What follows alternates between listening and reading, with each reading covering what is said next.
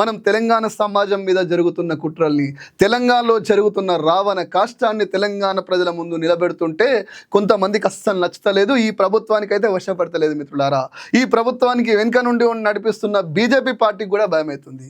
అందులో భాగంగానే నా మీద కేసులు, అక్రమ కేసులు, తప్పుడు పిటిషన్లు, బెదిరింపులు, ధమ్కీలు, నన్ను ఆపనీకి, నాలాంటి ఓ 5-6 ఆపనీకి ఓ వ్యవస్థ రన్ అవుతుంది ఈ ప్రభుత్వంలో. ఇట్లాంటి సిగ్గులేని, శరం లేని పాలన చాతగాని ప్రజల్ని మోసం చేసే ప్రభుత్వం ఉన్నాక ఆకుల శ్రీనివాస్ రెడ్డి లాంటి వాళ్ళు అస్సలు ఊకోరు, ప్రశ్నించడం ఆపరు. ఒక చేత ఉద్యోగాన్ని, మరో చేత ఉద్యమాన్ని నడిపిన అక్షర సైనికుల్ని ఆదర్శంగా తీసుకున్న ఆకుల శ్రీనివాస్ రెడ్డి మణికట్టును నరికేస్తే మోచేత్తో రాస్తా అన్న సోయబుల్లా ఖాన్ అస్తిత్వాన్ని అందిపుచ్చుకున్న ఆకుల శ్రీనివాస్ రెడ్డి గీ చిల్లరగాళ్ళకి, ఈ ఉడత ఊపులకి, పిట్ట బెదిరింపులకు ఆకుల శ్రీనివాస్ రెడ్డి భయపడతాడా? ఒక్కసారి ఆలోచన చేయండి. ఇంకొంతమంది అంటారు, అయ్యో కలెక్టర్ను విమర్శిస్తాడా? ఏ కలెక్టర్ ఆకాశం నుంచి కిందికి వచ్చిండా? ముఖ్యమంత్రిని విమర్శిస్తాడా? ఒక ముఖ్యమంత్రి స్థానంలో ఉండి ముండమోపి భాష మాట్లాడుతున్నప్పుడు మాట్లాడలేని సన్నాసులు ఈ రాష్ట్రాన్ని రావణ కాష్టంగా చేస్తున్నటువంటి, ఓటు నోటు దొంగ, పట్ట పగలు పైసల కట్టలతో దొరికిన ఓటు నోటు దొంగ చేస్తున్నటువంటి అన్యాయాల్ని ప్రజల ముందు నిలబెడుతుంటే